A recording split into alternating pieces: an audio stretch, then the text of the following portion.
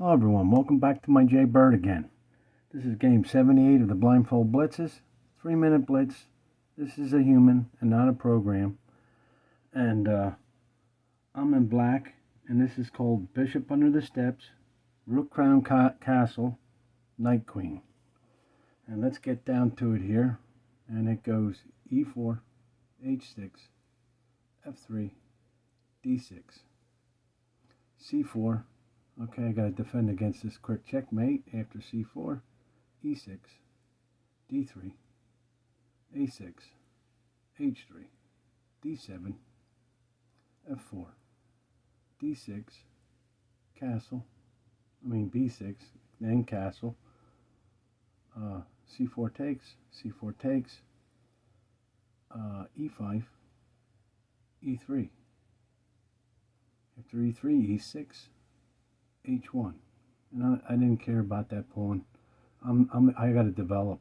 I have to develop after h1, d7, and that's your bishop under the steps. After d7, g1, then I castle, rook crown castle. After the castle, e2. I slide the king over b8, b3, g6, c3, and e7.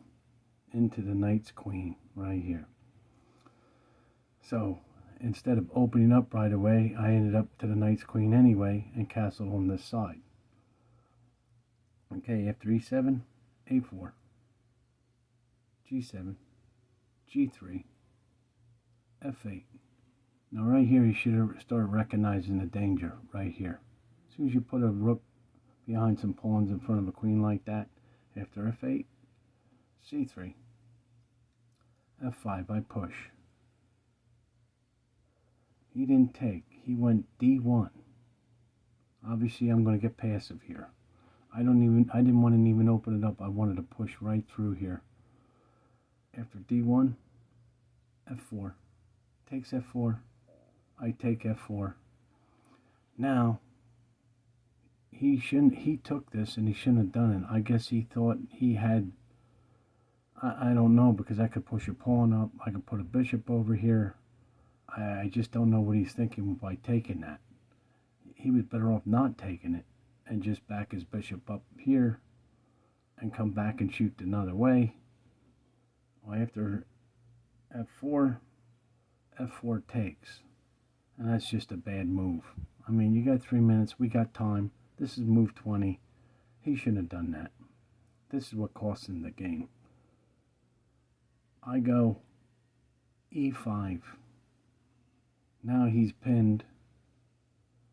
He can get a bishop out of this, but let's see what happens. After e5, he takes e5.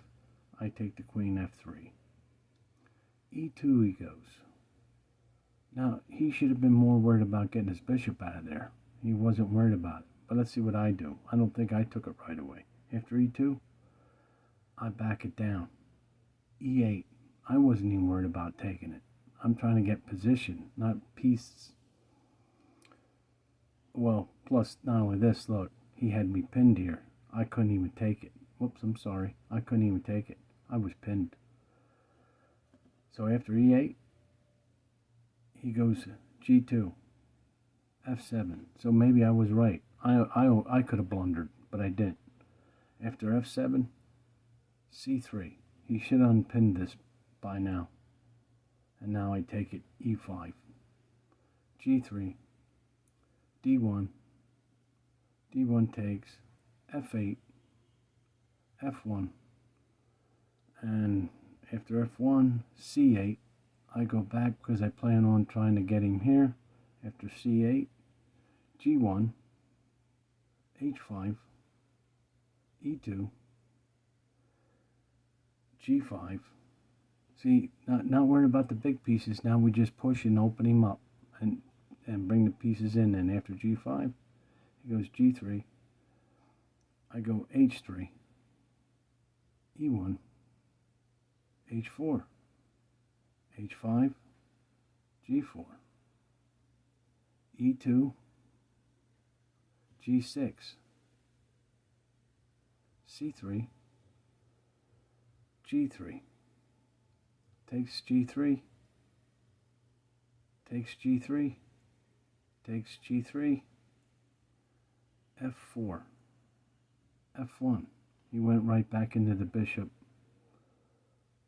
After that, takes f1, takes f1, h5, e3, f4, c5, g8, f2, double check, e2, check, f2, d3, g1, c4, b1, b4, check, and his time ran out. He can't go here, he can't go here, he's in check, he can't go here, he can't go here because the pawn, he only has one move. There's only one move he can make, and now it's game. That's checkmate. It wouldn't have mattered anyway. If his time didn't run out, this is what would have happened. But his time ran out, and this is how it would have ended up in a checkmate. And that was 45 moves. Let's take it back. I mean, his opening seemed to be pretty good, except to that point where, I don't know, he wasn't thinking properly.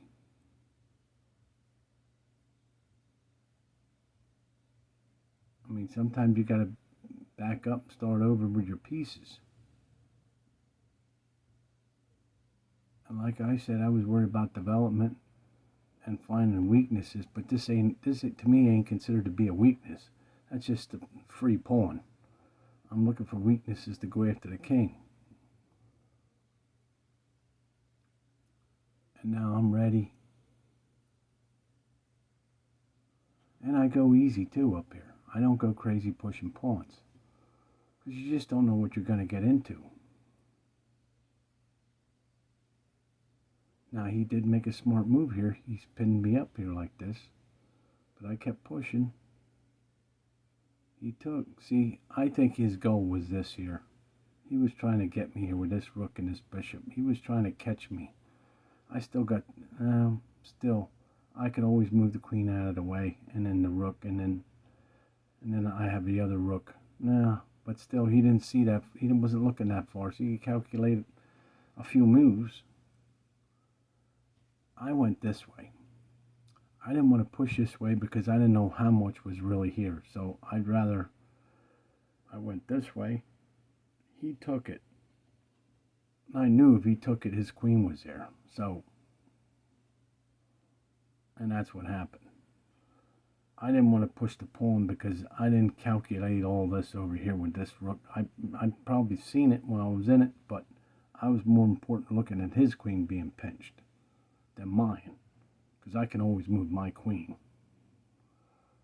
And then the game goes on.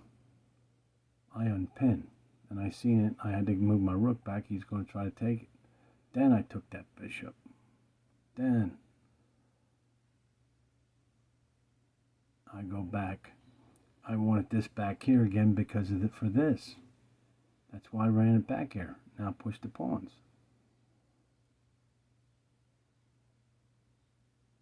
Keep, and then throw the knight in. That's the only other piece that's got to get in the game yet. Everything's in the game except for that knight. Now it's coming up, and he moved right into that. He would have loved to get on that square, but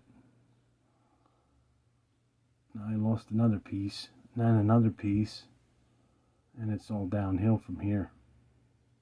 There's nothing he can do. But you see, you take notice the way I did it. I didn't go no other way about it.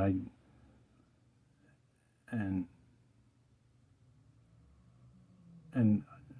that would have been it. But his time ran out right here. And he only has one move. And right there is his only move. And then my move would have been next. That would have been it. Okay, thanks for stopping by. We'll have some more for you.